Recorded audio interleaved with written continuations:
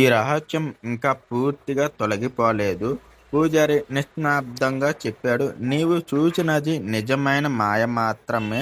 మాయ రూపాన్ని నీవు ధైర్యంగా ఎదిరించావు. కానీ రఘు ఆత్మ ఇంకా వలయం లోపలే ఉండే అవకాశం ఉంది. హాయ్ ఫ్రెండ్స్, ఈ కథ రియల్గా జరిగిన కథ అన్నమాట. కాబట్టి మీరు పార్ట్ 1, పార్ట్ 2, పార్ట్ 3 ఎవరైతే ఇంకా చూడలేదో వాళ్ళు ఖచ్చితంగా పార్ట్ 1, పార్ట్ 2, పార్ట్ 3 అనేది ఖచ్చితంగా చూడండి. ఈ వీడియోని అయితే పూర్తిగా చూడండి. ఈ కథ మీకు ఖచ్చితంగా నచ్చుతుంది. ఈ వీడియోని అయితే లైక్ కొట్టండి. అలాగే ఈ వీడియోకి హైప్ అయితే ఇవ్వండి. సబ్స్క్రైబ్ చేయండి. అలాగే ఈ వీడియోని మీరు ఖచ్చితంగా పూర్తిగా చూడండి. అరచెట్టు పిచ్చి భయానక కథ పార్ట్ 4. వినయ్ ఆ చీల చుట్టూ ఉన్న మాయ చెరిగిపోయిన వెంటనే ఒక్క క్షణం తేలికపాటు అనుభవించాడు. కానీ రఘు ఆత్మ అక్కడ కనిపించలేదు. ఇది రఘు ఆత్మకు విముక్తి ఇచ్చిందా లేక మాయలో నుంచి బయటపడలేదు అనే సందేహం వినయ్ మనసును వెంటాడింది. వినయ్ అడవి నుంచి నడుస్తూ బయటికి రాగా రాత్రి ఇంకా గాఢంగా ఉంది. కానీ ఇప్పుడు చుట్టూ ఉన్న నిశ్శబ్దం విభిన్నంగా అనిపించింది.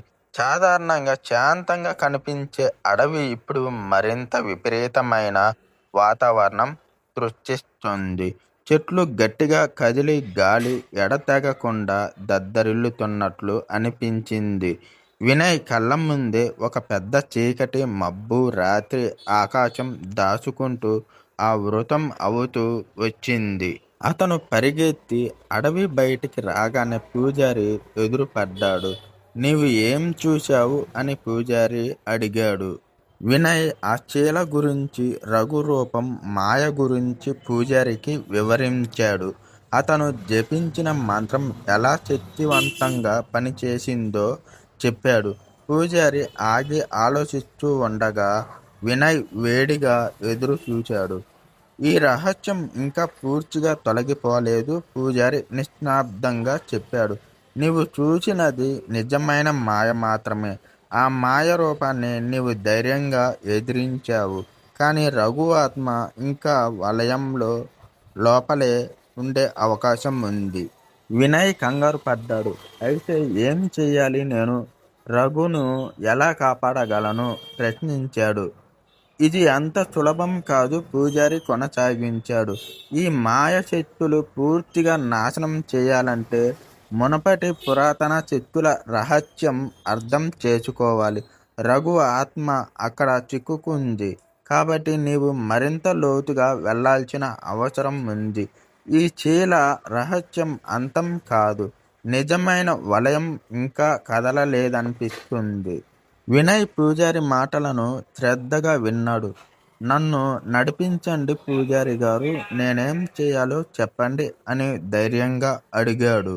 పూజారి ఒక పెద్ద ఊపిరి పీల్చుకుని వినయ్కు కొత్తగా 2 తంత్రాలు నేర్పాడు. ముందుగా నీవు ఈ గంధం పూసిన నూనెతో నీ శరీరానికి పట్టుదలతో పూత పెట్టుకో. ఈ నూనె మాయ దృష్టి నీ మీద పడకుండా చేస్తుంది. రెండవది, ఈ చీలకు వెళ్ళినప్పుడు ఈ దీపాన్ని జ్వలించు. దీపం నీవు చేసిన మంత్రాలను బలం చేకూర్చి నిన్ను రహస్య మాయా శక్తుల నుంచి రక్షిస్తుంది. వినయ్ పూజారి ఆదేశాలను పాటించాడు. అతను గంధం పూసిన నూనె తన శరీరానికి పూసుకుని దాహం లేకుండా శక్తిని పెంచుకోగా పూజారి ఇచ్చిన దీపాన్ని జాగ్రత్తగా తగిలించుకున్నాడు. ఇప్పుడు మరొకసారి తన మిత్రుడి ఆత్మను కాపాడాలని సంకల్పంతో అడవిలోకి వెళ్ళాడు. ఇంకా లోతుగా అడవిలోకి వెళ్లే కొద్దీ దారులన్నీ మరింత క్లిష్టంగా మారాయి. అక్కడున్న చెట్లు కదిలే శబ్దం వినిపించాయి. వాటి రెమ్మలు వినయ్ చుట్టూ చీకటి కప్పుతున్నట్లు అనిపించాయి. కానీ దీపం కాంతితో అతని చుట్టూ చిన్న రక్షణ వలయంలా ఉన్నట్లు అనిపించింది. చివరికి వినయ్ ఆ చీల వద్దకు మళ్ళీ చేరాడు. కానీ ఈసారి చీల వెనుక ఒక పెద్ద ద్వారం కనిపించింది. ఆ ద్వారం కత్తిరించబడ్డట్లుగా, అక్కడికి చాలా సంవత్సరాల నుండి ఎవరూ రాలేదన్నట్టు అనిపించింది. వినయ్ దీపం వెలుగులోకి ఆ ద్వారాన్ని పరిశీలించాడు. ఇదే రహస్యం అని వినయ్ నిశ్శబ్దంగా తనకు తానే అన్నాడు. అతను ధైర్యంగా ద్వారం వైపు ముందుకు కదిలాడు.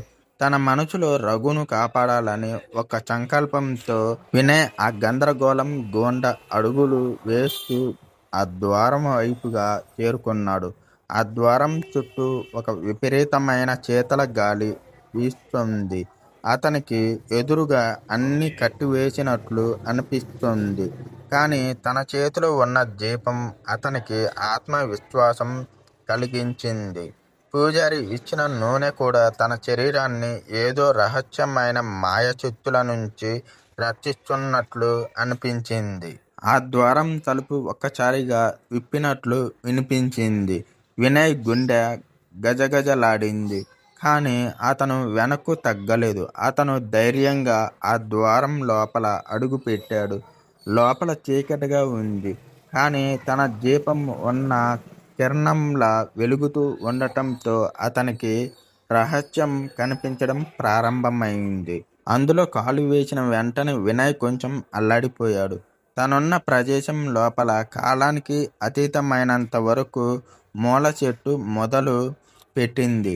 చుట్టూ ఎక్కడో రహస్య శబ్దాలు, చీకటిలో కదిలే పరచే ఆకులు, కొండ చిలువల్లా నడుస్తున్న వలయాలు వినిపించాయి. ఏదో గొప్ప శక్తి అతన్ని వెనక్కు లాగుతున్నట్లుగా అనిపించింది. కానీ వినయ్ నిలకడగా ఉండి పూజారి చెప్పిన మంత్రాలను జపిస్తూ ముందుకు సాగాడు. అతను కొద్దిగా లోపలికి వెళ్ళినప్పుడు ఒక చిన్న గది అనిపించింది. ఆ గది మధ్యలో ఒక పెద్ద రాతి విగ్రహం ఉండేది. అది బ్రహ్మరాక్షసి రూపంలో కనిపిస్తుంది. విగ్రహం ఎదురుగా రఘు ఉన్నాడు. అతని కాళ్ళు చేతులు రాతితో బంధించబడి ఉన్నాయి. రఘు మొహం తలపట్టు చూసి అతను తీవ్రంగా బాధపడుతున్నట్లు అనిపించింది. వినయ్, నన్ను కాపాడు అని రఘు కేకలు వేశాడు. అతని కళ్ళల్లో భయం విపరీతంగా మెరిసింది. వినయ్ వెంటనే అక్కడికి పరిగెత్తాడు. కానీ విగ్రహం నుంచి వింత శబ్దాలు వస్తున్నాయి. బ్రహ్మరాక్షసి శక్తులు పూర్తిగా ఆ విగ్రహంలో జీవంగా ఉండి రఘును బంధించి ఉంచినట్లుగా అనిపించింది. రఘు శరీరం మళ్ళీ మాయమవుతున్నట్లు కనిపిస్తుంది. ఇది అసలు ప్రమాదం అని వినయ్ గుండెల్లో గుర్తు. అతను పూజారి ఇచ్చిన దీపం వెలుగును విగ్రహం మీద పెట్టాడు. మంత్రాలను గట్టిగా జపిస్తూ రఘు వద్దకు చేరుకునే ప్రయత్నం చేశాడు. క్రమంగా ఆ రాతి విగ్రహం నుండి వెలువడుతున్న శక్తులు తగ్గుతూ వచ్చాయి. బ్రహ్మరాక్షసి శక్తి అంతం అవుతూ విగ్రహం పగిలిపోవడం మొదలైంది. వినయ్ గట్టిగా శ్వాస పీల్చుకుంటూ చివరికి రఘు వద్దకు చేరి అతనికి పట్టుకున్న రాళ్ల బంధాలను విడదీయడానికి శ్రమించాడు. ఆ చేల చివరకు పూర్తిగా కరిగిపోయి రఘు ఆ బంధనాల నుంచి బయటపడ్డాడు. రఘు శరీరం కుదుళ్ళు తేలికపాటుగా మారి అతని ముఖం మీద చిరునవ్వు కనిపించింది. వెనుకే ఉన్న విగ్రహం పూర్తిగా మాయమై ఆ గదిలో ఉన్న చీకటి వెలుగులోకి మారింది. బ్రహ్మరాక్షసి శక్తి శాశ్వతంగా నశించింది. రఘు సజీవంగా బయటపడినప్పటికీ ఆ ఆవేదన, భయం వాళ్ళని ఎప్పటికీ వెంటాడుతూనే ఉంటాయి. వినయ్, రఘు ఆ అడవి నుంచి బయటకు వచ్చి తిరిగి గ్రామంలోకి చేరుకున్నారు. ఆ రోజు నుంచి ఆ గ్రామంలోని దుష్ట శక్తులు పూర్తిగా తొలగించబడ్డాయి. పూజారి వారికి కృతజ్ఞతలు తెలిపారు. అయితే వినయ్ తెలుసుకున్నాడు, తన ధైర్యంతో అతను మాత్రమే కాదు, తన మిత్రుడి ప్రాణం కూడా కాపాడాడు. కానీ ఒక విషయం అతనికి స్పష్టంగా అర్థమైంది. ప్రతి చెట్టు, ప్రతి శీల ఏదో రహస్యాన్ని దాచిపెట్టే వీలుంటుంది.